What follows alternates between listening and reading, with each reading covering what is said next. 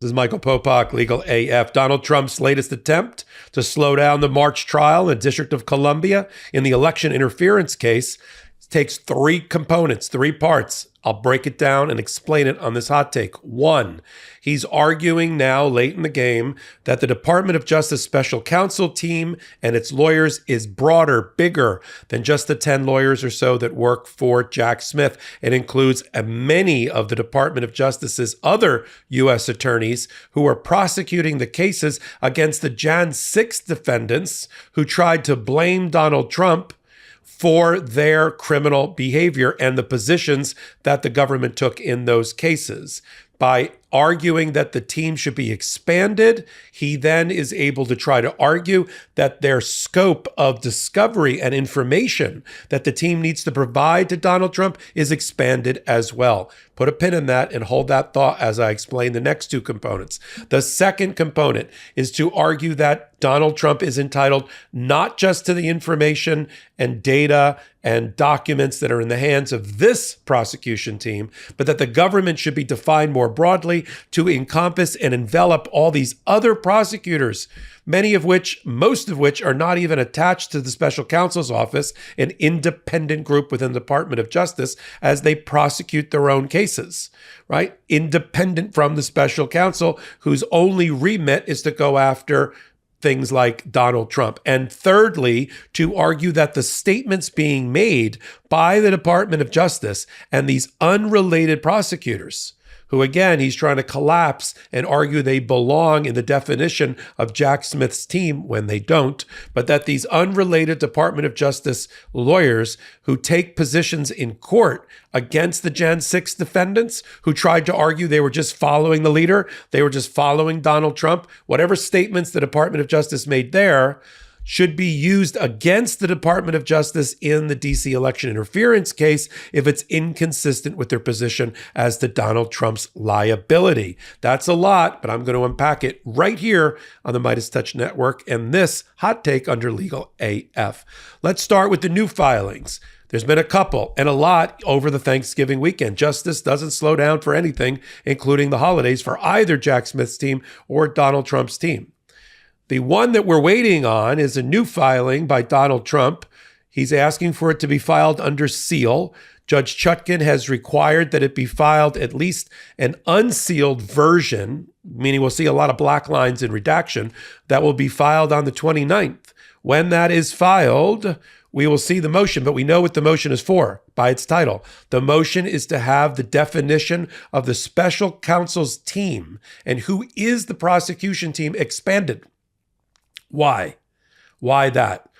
Because that is the first step in the slippery slope of then arguing, okay, we've got the team expanded, meaning if these other lawyers who have all been involved with the prosecution of Jan 6 defendants, and there are over 2,000 Jan 6 defendants and 600 or 700 that went to trial, and dozens and dozens and dozens of lawyers for the Department of Justice on the trial team, having no relationship whatsoever to the special counsel. Remember, special counsel is independently appointed by Merrick Garland, reports to no person other than Merrick Garland, but only at the very end.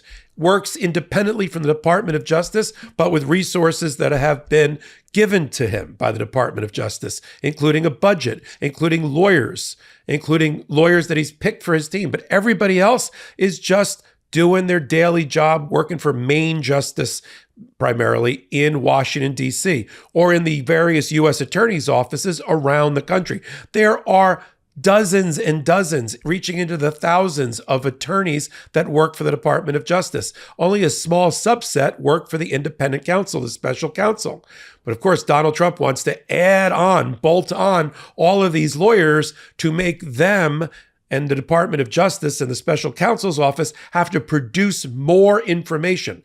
The bigger you define the team for Jack Smith, the more his obligations are, the higher his burden is to continue to produce what we call Jenks or Brady material, named after two cases, of potentially exculpatory, relevant information to the defense to help them mount their defense. So step one, if you're playing from Donald Trump's playbook, is to get the team defined more broadly that works for the special counsel's office to kind of grab on and bolt on these other prosecutors that aren't currently on the team in reality, but make Jack Smith responsible for them. That's one. Two, get from them, the special counsel's office then, once these additional lawyers are approved to be bolted on virtually by the trial judge, Chutkan, get documents, because now the burden is on the government to continue to produce documents that are in the prosecution team's scope.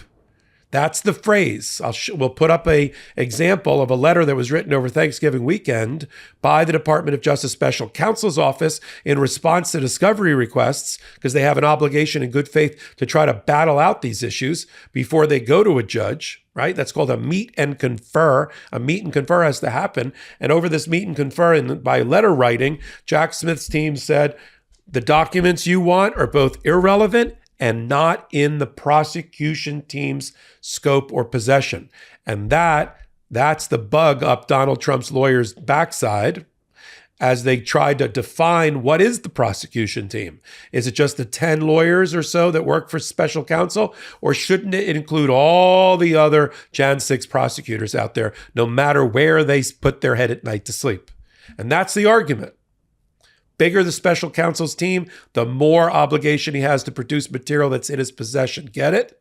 And so this is the fight that's happening right now with filings with Judge Chutkan, which will be decided over the course of the early December. But we can see it coming, and that's what I'm trying to do here. I'm sort of your legal, political justice radar to tell you what is coming, right? Like a Valentine radar machine in your car. Beep, beep, beep. This is what's happening. One, expand the definition of the prosecution team so you expand what's in their possession for production. Two, argue that statements made by other members of the Department of Justice is inconsistent with the position that the special counsel's office is taking now. Now, the reality is it's not inconsistent. What they're arguing, what the Trump lawyers are arguing, is that in the Jan 6 defendant cases, when these people begged for mercy or tried to use as a defense that they were just following orders of their fearless leader, their cult leader, Donald Trump should be to blame. And all the judges, including Judge Chutkan, would often comment, there may be the need for other people to be in this room, including the higher ups along the pyramid on the food chain. But you have criminal culpability and liability no matter who you were following. And the argument the Department of Justice was making is that they may be all guilty, but you can't lay off your liability and culpability on President Trump because you were following some sort of order, because there was no direct order, right? For which, for instance, you can say you were just following a indirect or direct order of President Trump. Now, even in the indictment, they don't lay the indictment. Jack Smith's team doesn't lay the blame for Jan 6 squarely at the feet of Donald Trump. He says that Donald Trump fomented the discontent, fomented the unrest, pointed the armed mob at the Capitol. This is right out of the Jan 6 report as well. But he's not blaming him in the conspiracy as part of the chain or steps of the conspiracy for what happened. Instead, he's saying that Donald Trump and his minions used the Jan 6th insurrection as an excuse to try to delay the peaceful transfer of power. So they used it, right, as a smokescreen, if you will, literally, to stop the peaceful transfer of power.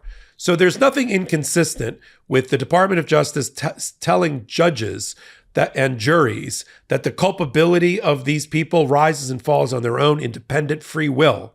And has nothing to do with what dog whistle or siren or bullhorn Donald Trump blew at that moment.